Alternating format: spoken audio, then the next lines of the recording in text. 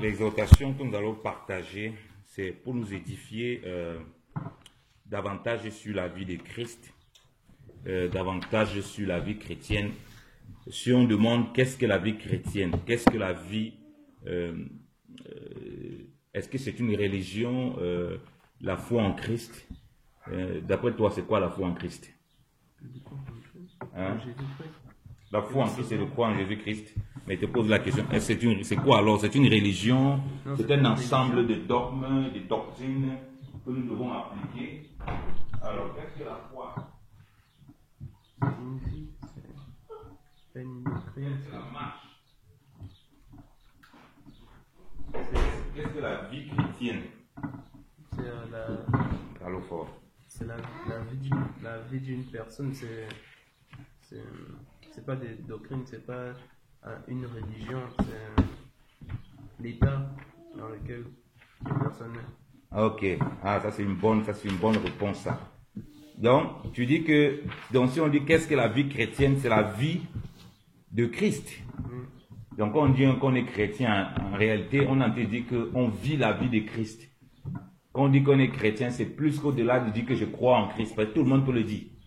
Parce que la Bible dit que les démons croient eux-mêmes en Dieu. Même les démons, ils croient qu'il y a un Dieu.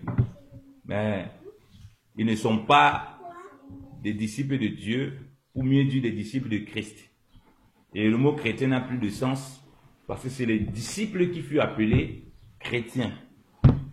Donc, ceux qui suivent Christ, ils suivent Christ, comment? C'est pas qu'il est Christ en qui marché, ils sont derrière, puisque Christ n'était plus là. Quand on parle des chrétiens. Donc, ils suivent les traces. Ça veut dire qu'en eux, on voyait le Christ qui avait marché, dont on avait entendu parler, dont on avait vu ses miracles, dont on avait vu ses vertus. Amen. Donc, il faut bien comprendre lorsqu'on parle des disciples de Christ, ou bien qu'on parle des chrétiens, que ce soit remis dans leur contexte. Lisons-le d'abord, ce passage-là. Parce que si on comprend ce que c'est que la vie chrétienne, ça va nous aider. Donc la vie chrétienne, comme Landry a bien répondu, ce n'est pas une religion. C'est au-delà d'un ensemble de dogmes, de lois et tout. Toutes ces choses que Dieu nous a données dans la parole, il faut faire très attention. Ça peut devenir un piège pour l'âme de celui qui ne comprend pas les vertus du Seigneur et la voix de Dieu, qui ne comprend pas les choses spirituelles. Il va croire que la Bible, c'est un ensemble de dogmes, un ensemble de coutumes et de trucs et des règles que tu peux appliquer de façon religieuse. Ne goûte pas, ne mange, un peu comme toutes les religions. Et aujourd'hui, on parle des religions chrétiennes. Nous ne sommes pas dans une religion soi-disant chrétienne. La Bible parle de la religion. La Bible définit ce que c'est que la religion, qui n'a rien à voir à la base avec ce que nous partageons là. Et on pouvait voir des gens qui étaient religieux. Corneille était religieux. Il faisait beaucoup de bonnes œuvres. Dieu appréciait ses œuvres, mais il n'était pas sauvé. Il fallait qu'il entende l'évangile pour être sauvé. C'était un homme qui priait, qui ne connaissait pas Dieu. C'était, voilà, il veut dire qu'il n'avait pas une vraie relation avec Dieu. Le centenier romain, le sujet c'est qu'est-ce que la vie chrétienne? C'était ça le sujet. C'est quoi la vie chrétienne? C'est quoi la vie chrétienne? Est-ce une religion? Est-ce un ensemble de coutumes ancestrales que nous pratiquons, parce que la foi a été donnée depuis bien longtemps? C'est quoi la foi en Christ? Donc la vie chrétienne nous ramène à la foi en Christ. Donc Corneille était religieux. Il essayait de se séparer des souillures de ce siècle présent. Il donnait beaucoup de monde aux veuves, aux orphelins. C'était pas mauvais, parce que ça Dieu aime, Dieu apprécie qu'un homme se dispose pour le faire. Mais c'est pas suffisant. Il a besoin du salut et de vivre la vie de Dieu, qui est impossible de le vivre sans le Saint-Esprit. Et c'est l'œuvre de la croix de Christ qui nous ramène à cette vie divine-là. Donc, dans la vie de Christ, c'est ça que nous devons vivre. Et c'est ça être chrétien en réalité. Donc, comme nous allons commencer par Actes chapitre 11, quand les disciples furent appelés chrétiens pour la première fois. Il n'y a rien de nouveau dans la Bible, hein, parce qu'il y a des gens aujourd'hui qui veulent pervertir le mot chrétien. La Bible dit que c'est là où les disciples furent appelés chrétiens. Si Dieu nous rapporte ça, et si Pierre nous dit que si vous souffrez en tant que chrétien, c'est-à-dire que le mot chrétien doit avoir bien son sens selon la parole de Dieu et non selon les définitions des religions, de l'aspect religieux qu'on a aujourd'hui, où tout le monde est chrétien parce qu'il est né dans une famille chrétienne, dans une famille on lit dans la Bible, dans une famille, voilà, il y a certainement peut-être même des croyants, des véritables croyants, des véritables hommes et femmes de foi qui connaissent le Seigneur, mais l'enfant se dit que je suis chrétien parce qu'il est né dans une famille chrétienne, mais ne comprenant pas. Et les gens grandissent, ils ont un certain âge, se disent que ils sont chrétiens, pourtant ils n'ont rien à voir avec ce qui est écrit dans la parole. Alors, on va aller Acte 11.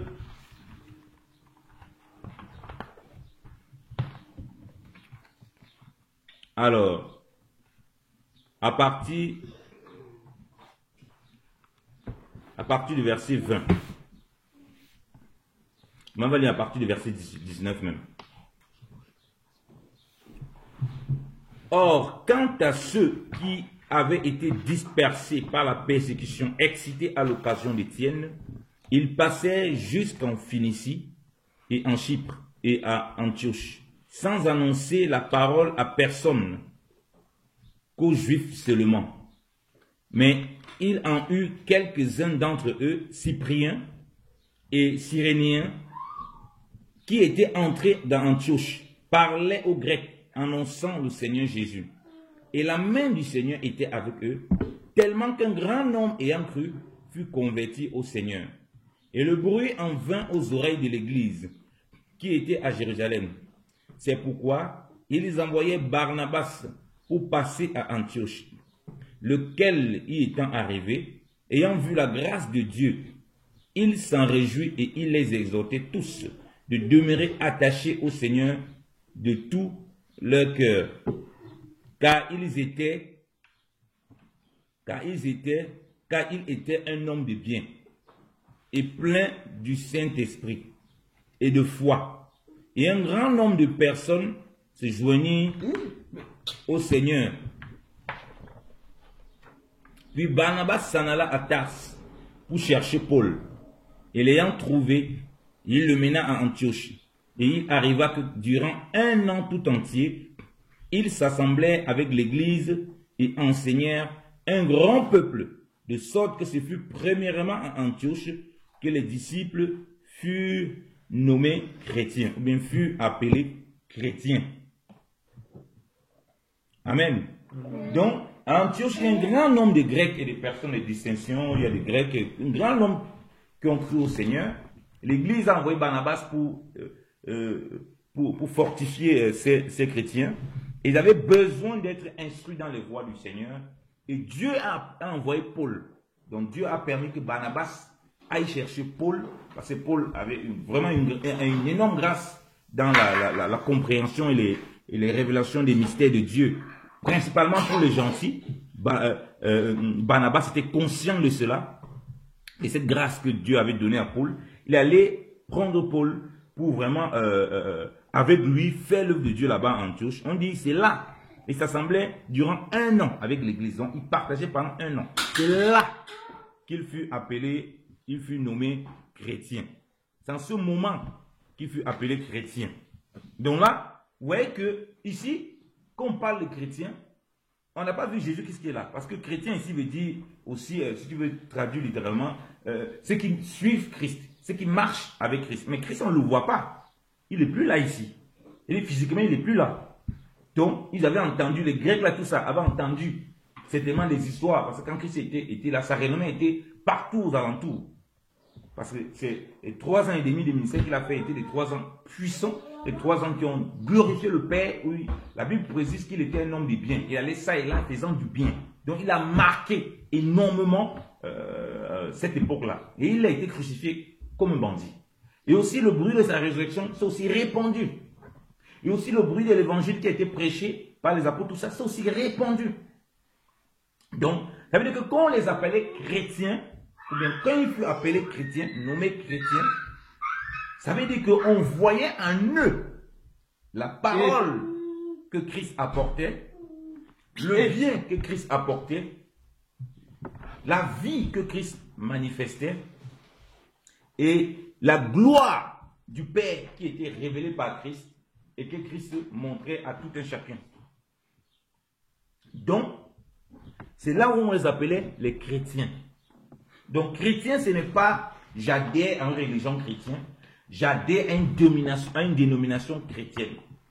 Chrétien, c'est j'ai cru au Seigneur Jésus-Christ, j'ai mis ma confiance dans le Seigneur et par la foi, je le suis. C'est-à-dire, je suis les traces qu'il a laissées. Et on voit ces traces donc dans les Écritures, dans les 4 évangiles. Je suis les traces qu'il a laissées dans la vie simple qu'il avait. On voit comment Jésus-Christ est né simplement sur une étable. On voit comment Jésus-Christ a grandi soumis à père et à mère. Complètement soumis à son père et à sa mère. On voit comment Christ marchait. Il n'avait même pas où poser sa tête. C'est-à-dire qu'il vivait dans une telle simplicité. On voit comment Christ vivait pleinement par la foi et s'attendait pleinement au Père. On voit comment Christ allait ça et là, faisant du bien.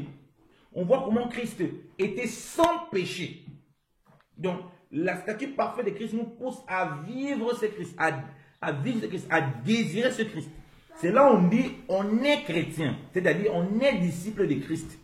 C'est le disciple qui est chrétien. Et par la grâce du Seigneur, on n'est pas seulement un disciple comme tous les autres disciples. L'avantage donc d'être disciple de Christ, étant chrétien, c'est qu'on a reçu quelque chose qui nous permet de vivre sa vie de Christ, la parole de Dieu et principalement le Saint-Esprit. Alléluia. Le Saint-Esprit donc nous permet de vivre le brisement de la croix. Car c'est par la croix que Christ a inauguré le nouveau chemin. Amen. Par lequel on peut s'approcher de Dieu. Parce que si la croix n'est pas venue, si la croix ne se manifeste pas, on ne peut pas parler de brisement. Parce que le disciple, pour ne pas tomber effectivement dans l'aspect religieux, pour ne pas être religieux, il faut qu'il vive le brisement de la croix. Ce n'est pas donc par ses propres forces, comme dit à Zorobabel, Zacharie 4, verset 6. Ce n'est ni par ta force, ni par ta puissance, mais bien par mon esprit. Ce n'est pas parce que je connais trop les versets bibliques, que je lis trop, mais c'est bien l'Esprit de Dieu qui me donne la capacité. Après avoir lu la parole, après avoir fait toutes sortes de choses, m'approcher de Dieu. C'est l'Esprit de Dieu qui fait en sorte que ces choses-là se forment en moi par la foi. Alléluia. Donc du coup, ce n'est pas parce que je lis qu'il ne faut plus mentir, il ne faut plus mentir, il ne faut plus mentir, que je vais arrêter de mentir. Quand je vais lire, il ne faut plus mentir et vivre ma vie de prière par la foi au Seigneur, je vais voir que le mensonge va commencer à disparaître dans ma bouche. Alléluia. Pourquoi? Parce que le Seigneur serait en train de travailler mon cœur et l'anéantir par la foi. Alléluia. Donc, nettoyer toutes les choses qui ne le glorifient pas par la foi. Et c'est là où on va parler de la vie chrétienne. Ce n'est pas parce que je connais beaucoup de choses dans la Bible que je serai capable de les faire. La connaissance des choses dans la Bible doit être poussée par le Saint-Esprit afin de les vivre. Voilà pourquoi Christ dit que lorsque l'Esprit de vérité, le Consolateur viendra, il vous rappellera toutes choses. Donc, vous voyez que c'est le Consolateur qui vient pour nous rappeler ces choses, pour nous donner la capacité de vivre la vie de Christ dans cette statue parfaite de Christ. Alléluia. Et ça demande le dépouillement. C'est pourquoi il a parlé de la croix. C'est pourquoi par sa croix, il nous ferait un nouveau chemin. Alléluia. Amen. Donc, on comprend que lorsque nous disons que nous sommes chrétiens, en réalité, c'est la vie de Christ. Ce n'est pas notre propre vie. Ce n'est pas notre vie humaine si où nous respirons, nous avons les... Parce qu'avant que nous recevons Christ, nous respirons, nous avons la vie. Il dit que la vie humaine, nous faisons beaucoup de choses dans nos activités, nous faisons plein de trucs. Mais la vie, comme on dit, être chrétien, c'est la vie de Christ. En fait, quand on dit la vie de Christ, c'est la vie. Pourquoi? Parce que Christ est la vie. Amen. Amen.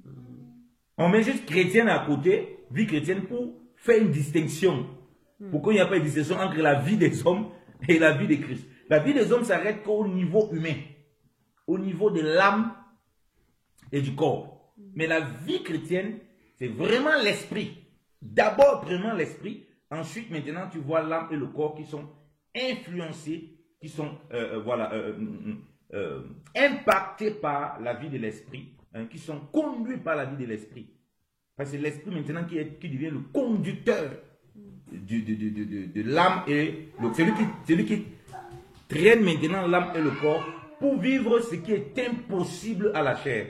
C'est pourquoi la vie en Christ, la vie chrétienne est une vie, être chrétien, c'est vivre une vie surnaturelle, spirituelle et surnaturelle. Ça n'a rien de naturel.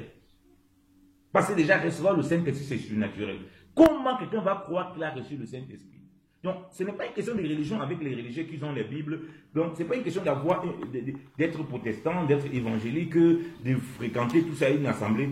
Toutes ces choses-là, s'il n'y a pas le Saint-Esprit, c'est inutile. C'est impossible. On est dans une religion comme les musulmans, parce qu'ils n'ont pas le Saint-Esprit. On est dans une religion comme je sais pas, comme les bouddhistes, comme tout le monde. Mais la vie en Christ, c'est au-delà. C'est pourquoi Christ va dire que attendez la promesse du Père. Ils ont attendu à Jérusalem jusqu'à ce que le Saint-Esprit descende sur eux. Parce qu'il sait qu'il est impossible de faire l'œuvre de Dieu sans le Saint-Esprit. Donc voilà pourquoi on ne peut pas parler de foi en coupant la foi du Saint-Esprit.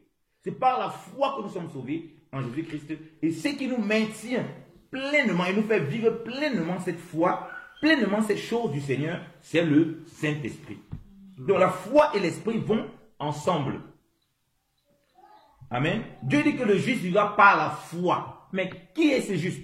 Celui qui a été justifié par le Seigneur. Donc ça veut dire qu'il a reçu l'Esprit du Seigneur pour accomplir les choses du Seigneur par la foi. Donc ça va ensemble. C'est pourquoi lorsque nous lisons la parole, nous la recevons par la foi. Parce que si nous lisons les regarder humainement, c'est impossible. Et maintenant par la foi, donc comme ça, le Saint-Esprit qui produit l'œuvre de Dieu va produire l'œuvre de Dieu en nous.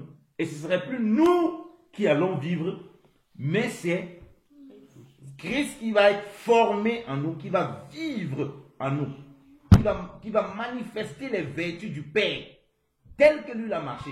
Voilà pourquoi on va dire, ah, il vit comme le Christ, comme on a vu, dont on a entendu parler. Les gens voient beaucoup le film de Jésus, non? Pendant les fêtes de Noël, les Pâques, machin. Il y a beaucoup de machins, même des païens, beaucoup disent, bon, on va un peu regarder, c'est quand même les périodes de Pâques, les périodes de Noël, les périodes de Pentecôte. On va un peu regarder le film sur la vie de Jésus. Mais en réalité, quand ils doivent voir ce film, ils doivent voir l'église, donc ils doivent nous voir. Quand ils nous voient, ils doivent dire, ah, ça c'est vraiment des Christ. C'est vraiment des chrétiens, en fait.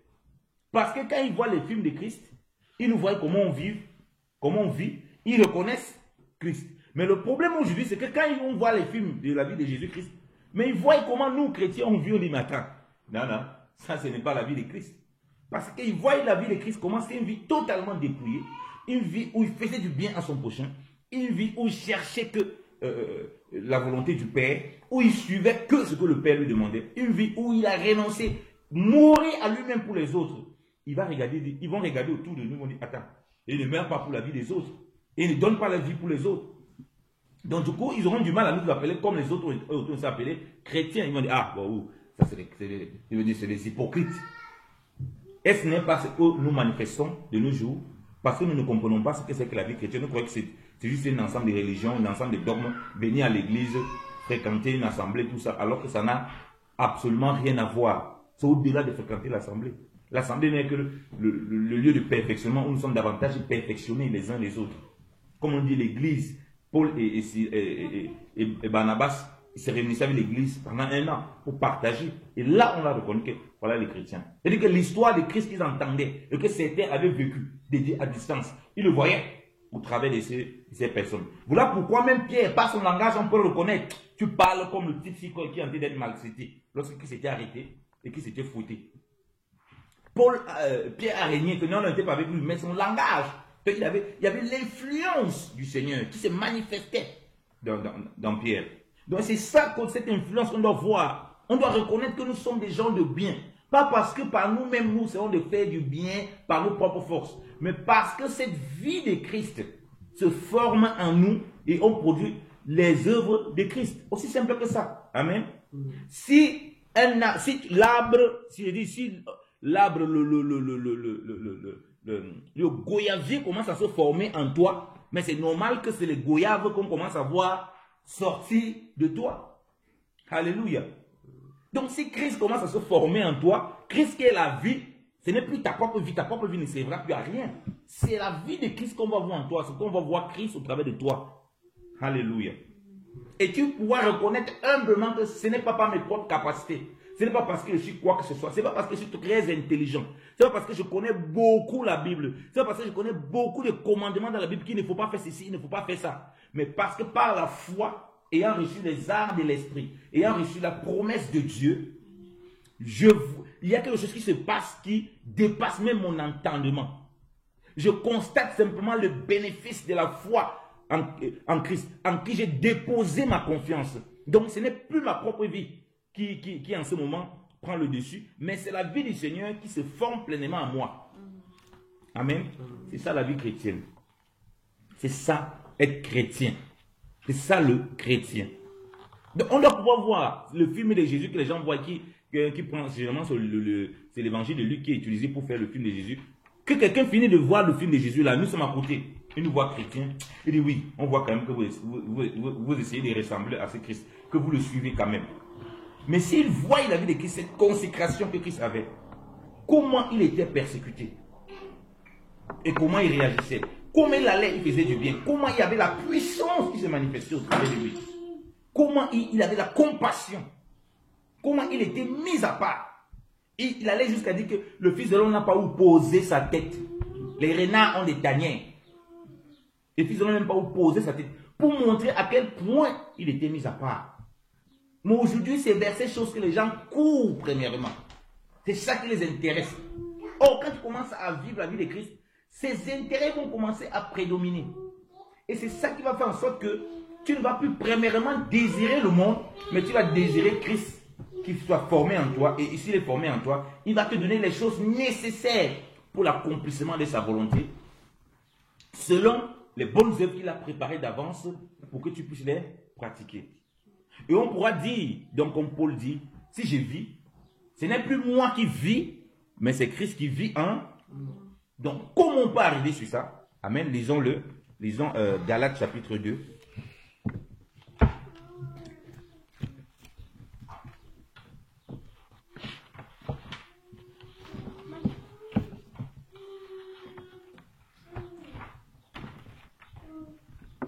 Alors,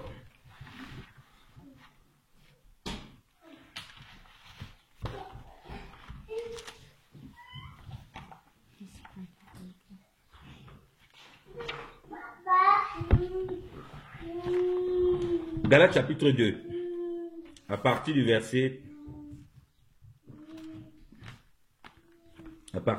16. Il dit, sachant que l'homme n'est pas justifié par les œuvres de la loi, mais seulement par la foi en Jésus-Christ. Nous dis-je qui avons cru en Jésus-Christ, afin que nous fussions justifiés par la foi de Christ, et non point par les œuvres de la loi. Parce que personne ne sera justifié par les œuvres de la loi. Personne. Et les œuvres de la loi ici, ce n'est pas seulement voir. Il faut bien comprendre qu'on parle des œuvres de la loi. Ce n'est pas la loi de Moïse selon la lettre. C'est vouloir faire les œuvres. Parce que même nous sommes dans la loi de Christ. Même quand tu lis dans le Nouveau Testament, dans les écrits, à partir des apôtres, tout ça, il y a des commandements qui sont donnés. Même Christ a donné des commandements. Il y a donné, comme on peut dire, des règles et des lois. Tu essaies de vivre de façon littérale en voulant faire des œuvres, des règles et des lois. Jamais tu ne pourras vivre la vie de la justification. Parce que la vie de la justification te permet de produire des œuvres qui sont le résultat de la foi et du Saint-Esprit qui se manifestent au travers de toi. Amen. Donc les encouragements que Dieu va te donner. Et aussi par les œuvres de la loi où les gens essayent de prendre la loi, essayent de pratiquer les œuvres de la loi comme l'homme riche qui dit, oh maître, qu'est-ce qu'il faut faire pour que je sois sauvé? J'ai fait ceci, j'ai fait ça depuis mon enfant. J'ai observé tout ça. Mais il n'avait pas la vie éternelle. Il dit, que faut-il pour que j'ai la vie éternelle? Donc il n'avait pas le sentiment de la vie éternelle. Il n'avait pas le sentiment de la vie éternelle. Donc, il faut comprendre que justifié par la foi. Or, verset 17, il dit, or si en cherchant d'être justifié par Christ, vous voyez, or si en cherchant d'être justifié par Christ, nous sommes ainsi trouvés pécheurs, Christ est-il pourtant ministre du péché? À Dieu ne plaise. Il dit, ouais, on est justifié par Christ. Quand on est justifié par la foi, Christ nous justifie. Amen. Mais il ne nous laisse pas comme ça. Et Paul parle ici, est-ce qu'on va donc demeurer dans le péché, vivre dans le péché? Jamais, parce que Christ n'est pas ministre du péché. On comprend bien que la foi va venir produire quelque chose dans notre vie. Au verset 18, il dit, car si je rebâtissais les choses que j'ai renversées, je montrerais que j'ai moi-même été un prévaricateur. Mais par la loi, je suis mort à la loi, afin que je vive à Dieu. Amen. Quand il parle de mort à la loi ici, il dit ici que la puissance du péché qui pouvait se manifester par la connaissance de la loi, par la connaissance des choses que la loi dit, tu ne voleras pas, tout ça, il est mort à ça, à cause de Dieu qui va commencer à manifester sa vie en lui. Tu vois, il dit qu'il vit à Dieu. Il dit que c'est Dieu maintenant qui produit la capacité d'obéir à sa parole. Donc voilà pourquoi j'ai dit que ce n'est pas le fait de dire que je ne goûte pas, je ne fume pas, je ne fais pas ces choses. Ces choses nous sommes rappelées afin que nous ne les saisissons pas à la fois. Parce que ça peut arriver dans notre marche, il y a quelque chose qui se manifeste, qu'on a du mal à se débarrasser. Vous voyez? Mais il faut bien qu'on comprenne que ce n'est pas à la foi. C'est pourquoi les gens prennent des résolutions. Cette année-ci, c'est l'année où j'ai fait des résolutions. Depuis que j'ai fait des résolutions, vraiment, je vais pouvoir accomplir. Mais il n'y parvient jamais. Parce que ces résolutions sont faites par la chair, ce n'est pas par la foi. Et ça dure toujours un jour, quelques jours, en tout cas, ça va s'évaporer. Mais s'il prend les résolutions fermes par la foi, en se remettant vraiment au Seigneur, Seigneur, c'est en toi que je me confie. C'est toi qui as la capacité d'accomplir ces choses. Et vraiment mettre sa confiance entière au Seigneur. Vraiment s'appuyer au Seigneur. Il commence à voir quelque chose qui se produit. La parole de Dieu commence à avoir les effets. Et quand il ressent la parole, quand il lit la parole de Dieu, il dit oui, amen. Même s'il ne comprend pas, même s'il ne saisit pas, il la reçoit comme un petit enfant. Même s'il se dit c'est impossible de vivre ça. Parce que tout est possible à celui qui croit, donc à celui qui est dans la foi, à celui qui s'appuie sur le Seigneur et non sur lui-même. Si tu t'appuies sur toi-même, tu vas dire, ah Seigneur, j'ai dit comme ça là. À partir d'aujourd'hui, tu fais que c'est la même chose que tu fais, c'est la chair. À partir d'aujourd'hui que tu peux te dire ça, c'est la chair. Donc, il dit ce qu'il vit donc dans le Seigneur. Il dit au verset 19, au verset 20, je suis crucifié avec Christ. Amen. Vous voyez, c'est ce que nous disons. On a parlé de la croix qui nous ouvre le chemin. Comme Hébreux 10 nous le dit, il nous a frayé un nouveau chemin par lequel nous avons accès auprès du Père. Donc, par la croix, par le sang de Jésus. Donc, par la foi en Christ, on croit tout ce qu'il a fait. Par sa croix, nos péchés sont pardonnés. À sa mort, et on était enseveli avec lui. Donc, si on est enseveli avec lui, on est mort à notre ancienne vie. Ok? On n'est plus seulement pardonné nos péchés, on est mort à notre ancienne vie. Mais il faut vivre maintenant une nouvelle vie. Parce qu'on peut mourir à notre ancienne vie, mais on reste toujours dans le tombeau. On ne vit pas la nouvelle vie.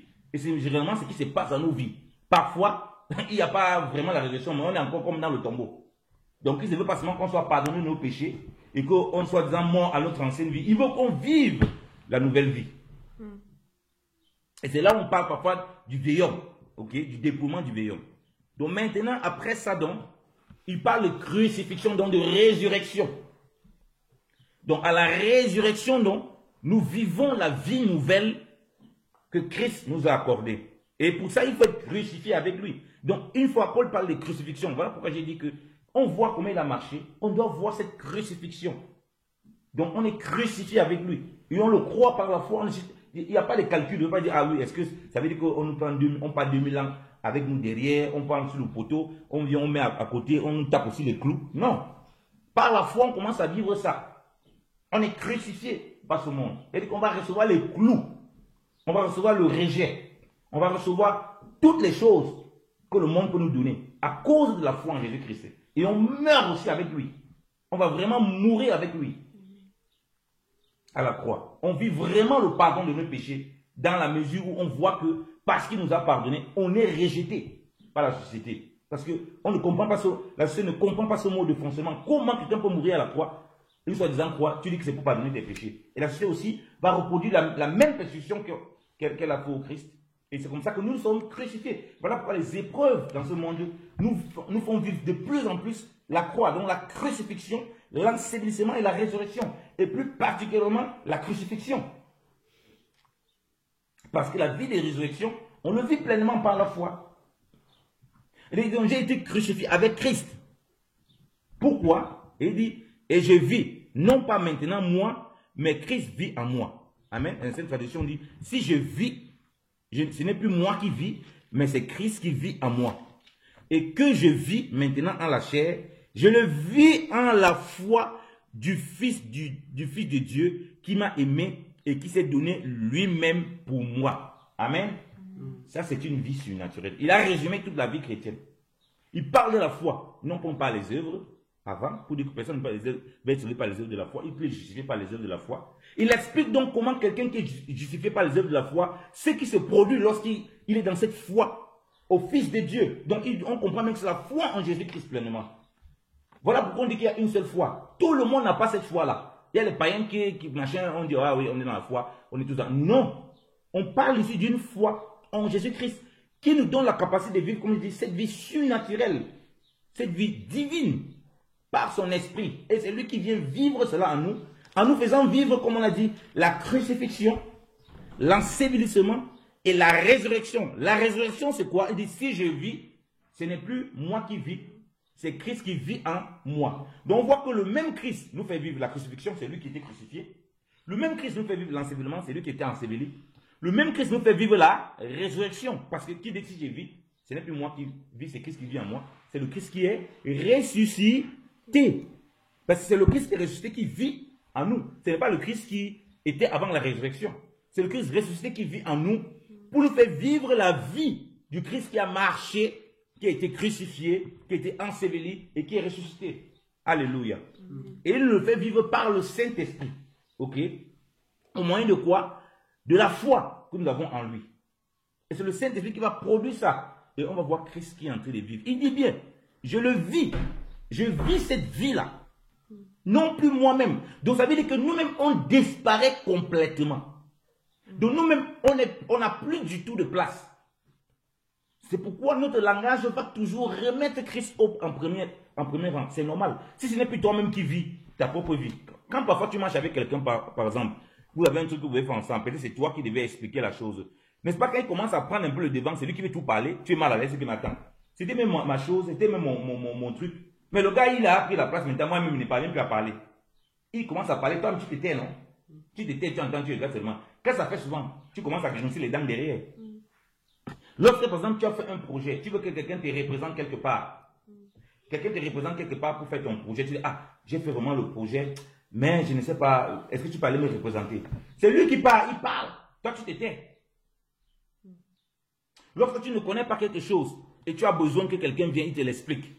Ou bien il aille parler à ta place. Vraiment, je ne connais pas, vraiment, je ne connais pas comment répondre à telle personne sur ce sujet, vraiment. Est-ce que tu peux venir m'aider, vraiment? Quand il parle, toi, tu t'étais, tu le laisses parler. C'est exactement ce que le Seigneur fait au travers de nous. Ce ne sont plus nos paroles. Voilà pourquoi il a dit que si quelqu'un ne renonce pas totalement à lui, il ne peut pas être son disciple. C'est impossible. Parce qu'il sait que si tu ne renonces pas totalement à toi, il ne peut pas vivre en toi. Quand il va vouloir amener le brisement de la chair, toi, tu vas vouloir affirmer ton identité, que tu es ceci, que tu es cela, que tu es cela. La chair et l'orgueil. Alors que quand tu vis la vie de Christ, tu vis tel que le Christ a vécu. En plus, par la grâce de Dieu, c'est le Christ ressuscité. Donc, la puissance de Dieu, la réconciliation qu'avait le Père, manifeste par la foi ses vertus en nous. Amen. Il dit, je le vis en la foi, par la foi, en la foi, au Fils de Dieu, qui m'a aimé. Donc, on voit encore ce lien de l'amour. Ok? Qui s'est donné lui-même pour moi. Comme il s'est donné pour moi, je me donne entièrement à lui. Et lui, il vit la vie de Christ au travers de moi. Et lui, il vit la vie divine au travers de moi. Et on se rend compte que c'est une vie surnaturelle. Voilà pourquoi, quand on a cette foi-là, on est zélé pour le Seigneur. Voilà pourquoi, quand on comprend ça, on cherche à disparaître. On cherche au fur et à mesure à ne plus être celui qui met la chair en extase. On cherche soi-même à disparaître tous les jours, à désirer cette statue parfaite de Christ.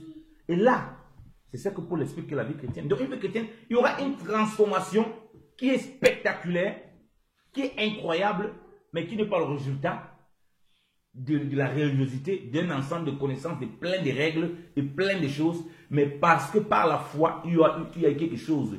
Un miracle s'est produit dans notre vie. Et des miracles se produisent dans notre vie.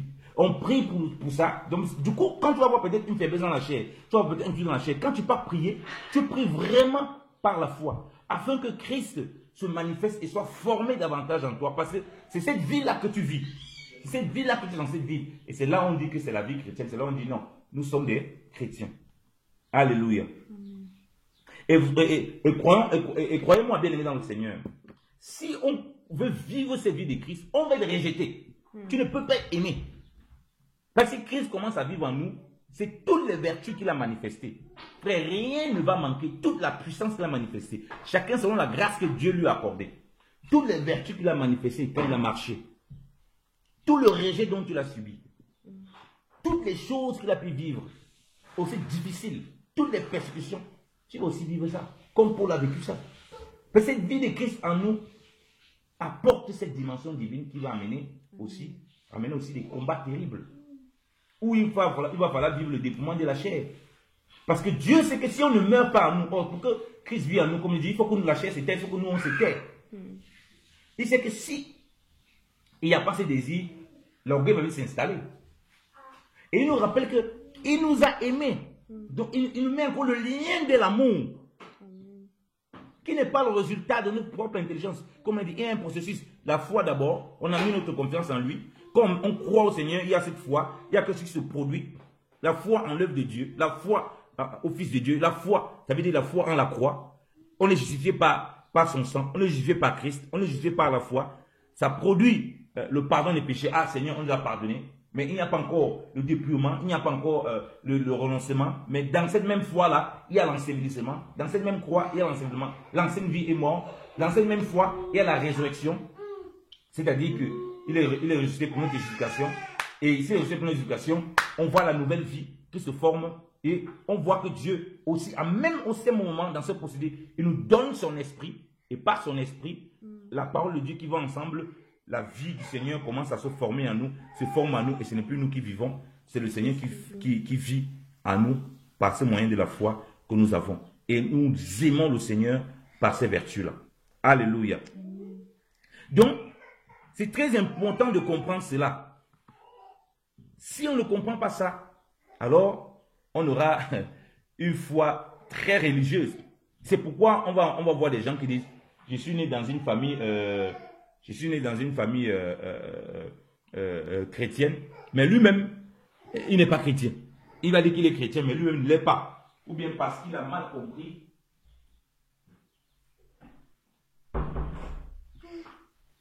Ou bien parce qu'il a mal compris ce que ça veut dire chrétien. Donc nous sommes des chrétiens, c'est-à-dire des disciples de Christ, parce que Dieu nous fait marcher et vivre comme Christ. Avec tous nos défauts, avec toutes nos différences, on n'est pas parfait sur le plan humain parce que Christ vient vivre en nous dans un vase. Comme on a dit, il est difficile que le vase là se taise. Jacques nous rappelle que nous bronchons d'une façon ou d'une autre. Donc pour montrer comment c'est une vie, pourquoi on dit c'est une vie surnaturelle. La justification par la foi nous donne l'assurance du salut, donne l'assurance de l'amour de Dieu, nous garde dans la paix, nous donne l'assurance de ce que Dieu va produire sa vie en nous. Alléluia. Donc si ce n'est pas par nos propres forces, tout ce qu'il nous demande c'est de croire et c'est de disposer pour lui. Voilà pourquoi les résolutions qu'on prend ne peuvent que être par la foi et ne doivent jamais être par la chair. Amen. Amen. Est-ce que c'est clair pour toi, Maman Bijou? Tu as des choses à dire là-dessus? C'est clair.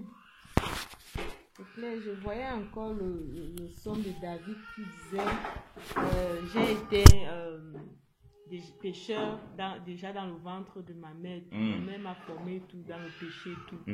Et il suppliait donc à Dieu de pouvoir le pardonner, le remplir de son esprit afin qu'il puisse vivre selon l'esprit de Dieu. Donc, malgré que on peut venir vers Dieu, on ne peut pas venir avec nos œuvres, avec nos connaissances, tout braquer devant Dieu, tout ce qu'on connaît. On doit s'humilier devant Dieu, afin que par la foi qu'il met en nous, de croire en lui, pour le sacrifice qu'il a fait pour nous, afin d'être sauvés par la foi et non par nos œuvres. Amen. Amen. Donc c'est cela que j'ai compris à travers ce message que tu nous as apporté. Par la foi nous sommes devenus chrétiens, par la foi nous sommes remplis de l'Esprit de Dieu. Amen. Afin que nous manifestons les des œuvres de Christ. Amen. Et que c'est nous qui mourons. Ce n'est plus Christ qui vit, c'est Christ qui... c'est plus nous qui vivons, mais c'est Christ qui vit en nous par la foi. Amen. Et on comprend donc que ce n'est pas une religion. Donc tu ne peux pas dire, comme certains disent, non, pourquoi des religions, religion pour religion, ça n'a rien à voir. Ce n'est pas une, quand on dit que c'est quelqu'un d'autre qui va vivre en toi, ça, on n'est plus au niveau de la religion. Ça n'a rien à voir. Et pour ça, il faut que tu reçoives le Saint-Esprit.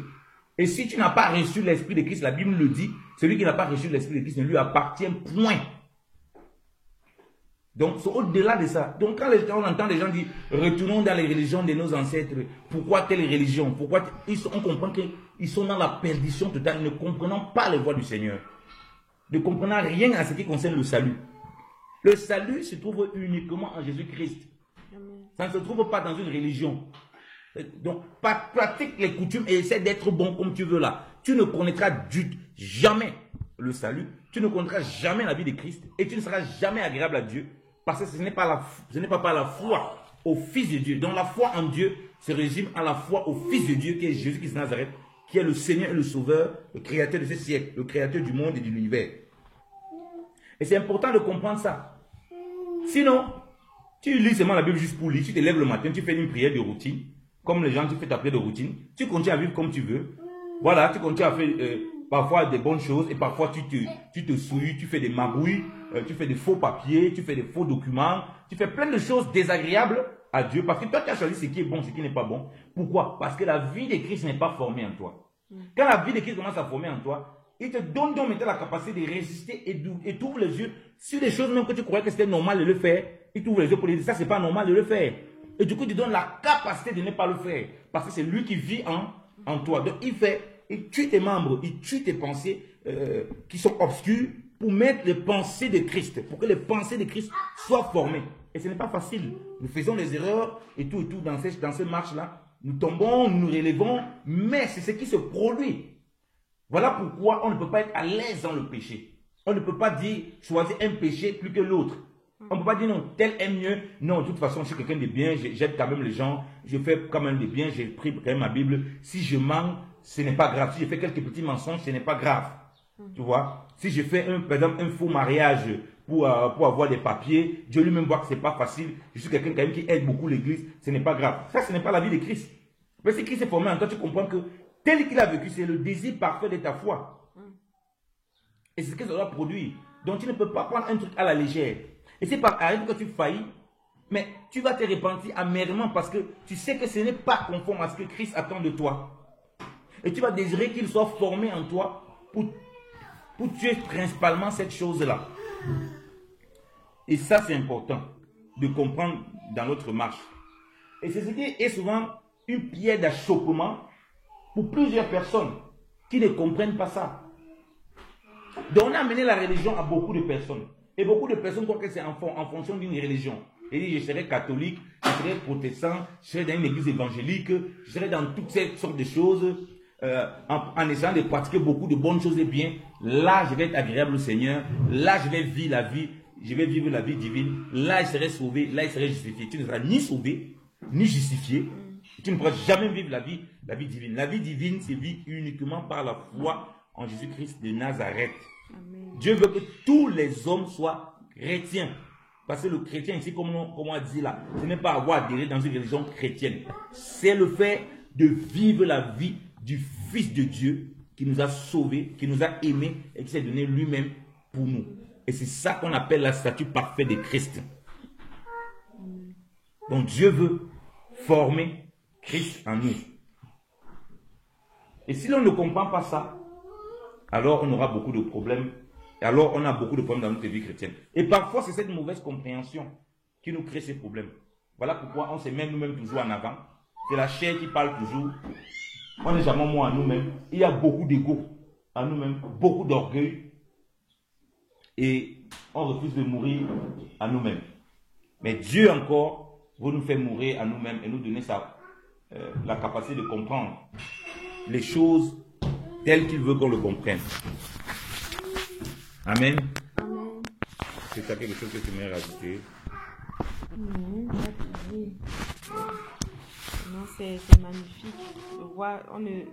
de reconnaître qu'en nous-mêmes, il n'y a rien de bon. C'est en Christ seul qu'il y a tout de bon. Amen. Parce que parfois, on peut brandir nos œuvres. Parce que, comme tu as dit, parfois, on est né dans une famille, on est bien élevé dans une famille chrétienne ou bien dans une famille d'une religion quelconque. Avec des bonnes valeurs. Voilà, avec des bonnes valeurs. Et avec ça, on croit qu'on va entrer au ciel. Avec ça, on croit qu'on est une bonne personne. Ouais. Mais c'est plutôt Christ qui est bon. Il Amen. nous dit que c'est depuis le ventre de nos mamans qu'on est déjà pécheurs. Donc, il n'y a rien à vouloir se battre pour pouvoir brandir nos œuvres. Ouais. Que le Seigneur soit béni et glorifié et nous aide vraiment à faire mourir la chair et faire ressortir Christ tous les jours. Amen. C'est pourquoi ce n'est plus nous qui vivons, c'est Christ qui vit. C'est sa vie qui vit en nous. C'est sa vie qui est en nous. C'est tout qu'on dit, c'est la vie en Christ, la vie chrétienne, être chrétienne, c'est une vie surnaturelle, divine. C'est impossible humainement. Impossible. On dit, ce n'est plus toi qui vis. Ce n'est plus toi qui vis. C'est-à-dire que tu ne peux plus. Tu n'as plus rien à dire là. Tu ne peux plus ta chair, tes diplômes, toutes tes choses. Tu ne peux plus parler de ça. Tu peux venir brandir tes œuvres. Oui, j'ai eu tel prix Nobel, j'ai eu tel ceci, j'ai eu ça. Tout ça, tu dois laisser de côté. Toutes tes capacités que tu veux brandir là, ça n'a plus de place. Laisse ça de côté. C'est Christ maintenant qui vient vivre en toi. C'est lui donc qui sait ce qui est utile à récupérer dans ton toi qui se tait, qui le laisse vivre. Et c'est ça la vie chrétienne. C'est ça la marche avec le Seigneur. La statue parfaite de Christ. Et si on s'éloigne de ça, on a trop de problèmes. Voilà pourquoi on va combattre beaucoup par la chair. Que Dieu nous fasse encore grâce et qu'il nous accompagne en toutes choses au nom de Jésus-Christ. Merci Seigneur pour ta parole, Seigneur de gloire. Merci pour ta grâce, ô Seigneur. Père, nous te bénissons, ô Père, de ce que tu nous as aimés, de ce que Christ est mort, oui, pour nos péchés, pour le pardon de nos péchés. Il était enseveli au Père, et nous sommes ensevelis avec lui. Il était ressuscité pour notre justification. Et la Bible dit que par la foi, nous sommes justifiés. Étant justifiés par Christ, oui, étant justifiés en la foi au Fils du Dieu vivant, qui nous a aimés, ce n'est plus nous-mêmes qui devons vivre, ce n'est plus nous-mêmes qui vivons, mais c'est Christ qui vit en nous, et c'est lui donc qui fait les œuvres. Oui, Christ pouvait dire, le Seigneur pouvait dire, le Père qui demeure en moi, c'est lui qui fait les œuvres. Oui, Christ qui demeure en nous, c'est lui qui fait les œuvres, parce que nous sommes un avec lui. Oui, ô Seigneur, tu veux que nous soyons un avec toi par ton esprit, que tu nous as donné. Oui, tu nous as donné les promesses de l'esprit. C'est les promesses de l'esprit, oui, par ton esprit, et la foi, ô Seigneur, qui nous permet de vivre les vertus du Seigneur. Non point, ô Seigneur de gloire, parce que nous sommes quelque chose, et ça afin que personne ne se glorifie de ses œuvres, afin que personne ne vienne brandir ses œuvres devant toi, afin que personne ne pense qu'il est quoi que ce soit. Seigneur, nous savons que si nous n'avons pas cet esprit de Christ, par la foi, nous allons croire que nos œuvres sont quelque chose, nous allons les brandir. Voilà pourquoi nous ne pouvons pas discerner ce qui est le mal et ce qui est le bien. Mais par la foi véritable, que Christ soit formé, Seigneur, le discernement de ce qui est mauvais, ce qui est bien, nous est donné et nous sommes entièrement consacrés à toi. Seigneur, merci encore de ce que tu fasses tomber les écailles de nos yeux, tomber les écailles des bien-aimés ainsi, par-ci, par-là, au Seigneur de gloire, afin qu'ils saisissent la vie de Christ, Seigneur de gloire, et qu'ils s'éloignent des ténèbres, ô mon Dieu, mon roi, ô papa. Seigneur, parce que tu reviens prendre une église sans tache, ni ride, ni rien de semblable, Seigneur. Merci encore pour ta grâce, Seigneur de gloire. Merci encore pour ta bonté, Seigneur de gloire. Merci encore, Seigneur de gloire, de ce que tu rachètes les hommes, Seigneur, de toute tribu, de toute nation, de toute langue, comme tu l'as dit, et qui se répandent en tout lieu, ô papa, pour être sauvés, Seigneur de gloire, pour être délivrés, ô mon Dieu, mon roi, et pour vivre cette vie nouvelle, ô mon Dieu, mon roi, papa. Nous te prions donc pour tous ceux qui sont établis, Seigneur, en autorité, ô papa. Ô Seigneur, afin que cette vie de Christ soit manifestée en nous, ô papa. Nous te prions donc pour tous ceux-là qui marchent, Seigneur de gloire, dans l'obscurité, Seigneur de gloire, de la religiosité, Seigneur, et qui ne comprennent pas ces voies du Seigneur et ces vertus du Seigneur, ô papa, et qui ne sont pas consacrés à Christ, Seigneur de gloire, et qu'ils comprennent cela, Seigneur de gloire, pour marcher à nouveauté de vie, ô Seigneur de gloire. Ô Seigneur, et pour être consacrés pleinement à toi, ô mon Dieu, mon roi, ô papa. Seigneur, sois béni, ô papa, Seigneur de gloire, papa. Sois glorifié, ô Père, Seigneur de gloire. Pour tous ceux-là qui s'attachent, Seigneur de gloire, aux doctrines des démons, Seigneur de gloire. aux soi-disant traditions qui n'ont aucune vie, oh mon Dieu, mon roi, aux soi-disant coutumes religieuses, Seigneur de gloire. Oh Seigneur, oui, même dans l'église, Seigneur, on voit toutes sortes de dénominations et de coutumes religieuses, alors que c'est Christ qui est le centre, Seigneur. L'évangile est christocentrique, Seigneur. Père, tu n'as jamais mis l'homme au centre, tu as mis Christ, Seigneur, parce que tu sais que si l'homme au centre, c'est la catastrophe.